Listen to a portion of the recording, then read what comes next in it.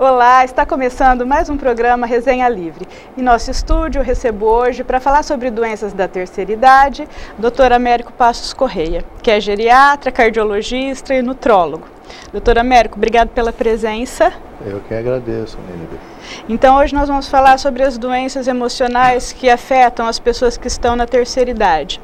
Para começar, a partir de que momento uma pessoa deve procurar um tratamento geriátrico para prevenir as doenças normais do envelhecimento? Bem, à medida que quando nós nascemos, nós já começamos um processo de envelhecimento.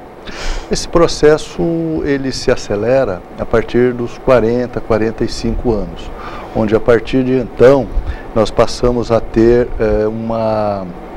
um desgaste acelerado das células dos nossos órgãos, comprometendo todas as funções que nós temos. Então existe uma série de cuidados que devem ser tomados a partir daí para que o envelhecimento seja menos sentido, embora todos nós venhamos a envelhecer. Agora, com os cuidados, esse envelhecimento passa a ser mais lento e você tem qualidade de vida. O geriatra, ele preocupa muito, não é tanto com doenças, porque existe uma geriatria preventiva, curativa e a paliativa. A geriatria preventiva é exatamente essa de ajudar no desgaste, ajudar a evitar os desgastes do organismo. Então, essa preventiva deve, a rigor, começar a partir dos 40 anos, quando nós devemos fazer com que esse paciente tenha uma vida, se até então não foi regrada, que melhore isso. Por exemplo, certos hábitos, ele deve ser orientado, que devem ser evitados, de excesso do álcool, do fumo, erros alimentares, falta de atividade física. Então é uma parte assim mais de orientação, né? E também fazer a partir daí que a pessoa tenha uma filosofia de vida, onde ele possa estar enquadrando uma série de hábitos e costumes no seu dia a dia, para que a vida para ele, mesmo envelhecendo, seja um pouco menos sofrida. Acontece que envelhecer é uma coisa péssima mesmo, né? Por qualquer ângulo que você olha, você vê degeneração. Você já não enxerga tão bem, o cabelo começa a ficar branco, você já não pode mais ter filhos. Eu acredito que todos esses fatores que pertencem ao processo natural do envelhecimento corroboram para o desenvolvimento das doenças emocionais. No caso, o que a gente vê muito hoje são principalmente mulheres com depressão. Logo depois ali dos 45, 50, é normal isso aí acontecer. Você acha que sempre foi assim e não era diagnosticado, ou que realmente hoje tem mais mulheres depressivas? Não, a depressão, quando ela é a chamada endógena, que vem do próprio organismo, já tem um cunho genético, essa depressão, ela é manifestada geralmente sem que apareça um gatilho para provocá-la. Quer dizer, não aconteceu nada na vida da pessoa e ela começa a desenvolver. Isso. Não aconteceu uma perda, não aconteceu morte, separação, nada disso, e a pessoa começa do nada, vamos dizer assim. Do nada, perfeito. E existem as depressões exógenas, que provêm do meio ambiente. Aí é que entra, no caso, quando a pessoa tem uma alteração psicoemocional, uma perda, né? Um negócio mal feito, uma desilusão amorosa, um problema de ordem sentimental. Nessa idade, geralmente, os problemas são com os filhos, né? No começo, ali, lá pelos 40, 50, os filhos foram embora, geralmente a pessoa fica sozinha, Isso. A mãe fica sozinha, o filho vai estudar fora. Na mulher, ela tem algumas fases em que acontecem geralmente a depressão. Ela tem, quanto mais for conturbada as menstruações dela, que é a chamada TPM, mais possibilidade ela tem de ter um gatilho desencadeador de uma depressão. Depois vem, geralmente acontece a depressão pós-parto, que tende a ser uma depressão curta e rápida. 15, 20 dias e vai embora.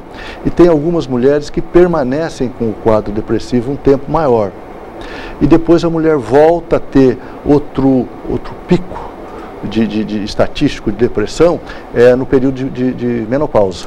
É isso que eu estou me referindo. Eu vejo muitas colegas minhas que já um pouco mais velhas, né? Porque eu sou nova ainda para estar na menopausa, você pode ver, né? Estou só com 44. Mas eu vejo algumas que já estão entrando na menopausa e muitas estão ficando assim diferentes. A pessoa fica mesmo mais desmotivada. E parece que é também um fator externo, porque a pessoa vai ficando sozinha, né? Os filhos já foram embora, então a vida se estreita mesmo. Além da queda hormonal que ela sofre com a menopausa. É uma queda. Que é um fator já fisiológico. Fisiológico, é um fator hormonal, certamente. Existem outros fatores hormonais que interferem nesse período. A própria glândula tireoide vai deixando de trabalhar com a mesma perseverança que trabalhava antes. O hormônio, os estrogênios. Essas alterações hormonais tendem a mexer muito com o ser humano, principalmente com a mulher, que sofre muito as alterações dos hormônios sexuais, no caso o estrogênio. O homem tem também a andropausa, mas ela é muito mais sutil. Estatisticamente, quantos % é mais incidente sobre as mulheres a depressão? 2,5 para 1. Bastante. É bastante, é mais frequente na mulher. 2,5 para 1 é a incidência mais ou menos. Ô doutor, e como é que a gente diferencia a pessoa que está triste da pessoa que está com a doença mesmo, da depressão? Porque tem gente que é assim, triste mesmo, né? Tem algumas pessoas que têm um comportamento mais disfórico, uma personalidade mais azeda. E tem aqueles que estão doentes. Como é que a gente faz essa diferenciação? Quando é a hora de procurar ajuda? Bom, a tristeza, ela tem as manifestações semelhantes da depressão. Só que a tristeza, geralmente, ela é de um tempo curto, 10 dias, 15 dias. Ela pode acontecer, melhorar, voltar, quer dizer, ela oscila. E nós médicos avaliamos assim. E que também, a pessoa com tristeza, ela consegue responder a alguns estímulos. Por exemplo, uma pessoa está triste. Se você a chama para uma festa, uma coisa, ela pode ir e interagir e ficar alegre na festa. Ela consegue dar uma reagida. Agora, quando a pessoa está depressiva, que há alterações dos neurotransmissores no cérebro, de uma forma mais contundente, você pode estimulá-la como for, que ela dificilmente vai sair daquele quadro de apatia. É aquela pessoa que não quer nada, né? Não. Quer ficar no quarto, de preferência no quarto escuro. Ela não quer interagir. Alguém liga, fala que não quer atender, não quer nada. Isso, ela não quer interagir. Essa daí está com depressão. Essa está com depressão, desde que por um período de acima de 15 dias. Então ela precisa de começar a procurar o médico para começar um tratamento. Se o tratamento for feito no início, o resultado é melhor? Porque tem algumas doenças que se você descobre ou tem um diagnóstico correto logo no início, você tem uma maior efetividade no tratamento. Sim, sim. Enfim, na depressão, o ideal é que depois de 15 dias de humor depressivo, falta de energia, pensamento negativo, se procure um médico para iniciar o tratamento. Esse tratamento tem detalhes que precisam de ser discutidos com o paciente, que é exatamente o fato de que muitas vezes, em 30% dos casos, o medicamento causa algum efeito colateral. O medicamento antidepressivo. Antidepressivo, em 20%, 30%. É aí onde que acontece que muitos pacientes às vezes até procuraram um médico, mas eles pararam com o tratamento e com os medicamentos. Geralmente essas alterações são no nível sexual, né? A pessoa fica desinteressada. Não, tem mais coisas, constipação intestinal, boca seca, às vezes pode ter um pouquinho de taquicardia, sexualmente, se bem que a parte sexual interfere mais para frente. Essas alterações imediatas dos primeiros 3 dias, então o paciente fala, nossa, esse remédio parece estar fazendo mal para mim. Entendi. E ele abandona, às vezes não conta ao médico, às vezes não conta à família, e falou, também os remédios não me fizeram bem. E o grande problema é que os remédios para depressão, eles só começam a ter um efeito positivo no organismo depois de 12, 15 dias. E o paciente no segundo, terceiro pode ter algum efeito colateral, ele acaba cortando aí. E esses efeitos colaterais também, eles desaparecem, né? Sim, sim, sim. Se persistirem, por exemplo, aparecem os efeitos colaterais em 30% a 35% dos casos. Desses 30% a 35% dos casos, desses 30%, 60%, se ele persistir, desaparece. Esses 40% que não desaparecem, ele tem que dizer ao médico, para o médico trocar até ajustar um sal, um neurotransmissor que seja eficaz e que dê o mínimo de efeitos colaterais.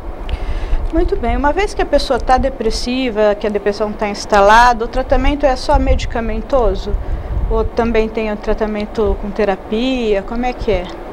A princípio, se tratava muito com os psicólogos, havia uma discussão muito grande, porque eles achavam que a depressão fizesse parte somente de um quadro, de um trauma de muitos anos atrás, e que isso, eles ficavam parados. Exatamente. No momento aparecesse aquilo. Depois, com a evolução dos estudos, foram vendo que existe uma alteração desses transmissores entre os 2 neurônios, que são as células do cérebro. Existe uma alteração ali. E então essa alteração precisa de ser refeita, para que haja efetivamente uma nova passagem de estímulos para que esse cérebro possa funcionar de forma adequada. Isso é importante ser falado, doutor, porque muitas vezes as pessoas imaginam assim que a pessoa depressiva ela é fraca, ou ela não tem caráter, ou que está com frescura, né? Sim, existe também um certo, não é bem um preconceito, mas é uma visão assim de que a depressão, a pessoa pode sozinha mesmo sair e superar aquilo por força de vontade, né? E não é bem assim, então. Nós temos uma questão química. É uma questão química. E a família, às vezes, tem tipos diferentes de comportamento. Tem famílias que abraçam esse paciente e vão, e lutam. Mas muitas vezes, eles também podem chegar num ponto que eles falam, isso daí não é realmente, como você colocou, frescura, ele não quer trabalhar, ele não quer ficar em casa quieto. Dá um serviço que melhora, né? Isso. A gente escuta muito então a falar família isso. Às vezes também é culpada porque ela desanima de tentar buscar o tratamento. O tratamento da depressão começou por volta de 1940. Isso, a princípio, eles não tinham uma ideia exata do tempo que deveria se tratar. Hoje nós já sabemos que quem tem um episódio de depressão, ele tem 50% de possibilidade de ter um novo surto. Quem já teve 2 episódios de depressão, ele passa para 70% de possibilidade de ter um novo surto. Quem já teve 3 surtos de depressão, ele tem 90% de chance de vir a repetir. Então, o ideal seria a pessoa se manter em tratamento? Hoje já existe não parar, porque é muito comum também, eu conheço várias pessoas que tomam antidepressivo, é muito comum a pessoa tá tomando, tal, aí vai parar, vai ao médico, tal, depois tem uma depressão violenta e tem que voltar. O protocolo que nós usamos é assim, uma primeira depressão, você trata no mínimo por um ano. Depois, se o paciente está um período muito bom, longo, 2, 3, 4 meses, bem, você, como eu disse, trata um ano. Não importa se ele já está bem no segundo mês, trata um ano. Depois você tenta retirar o remédio, a medicação.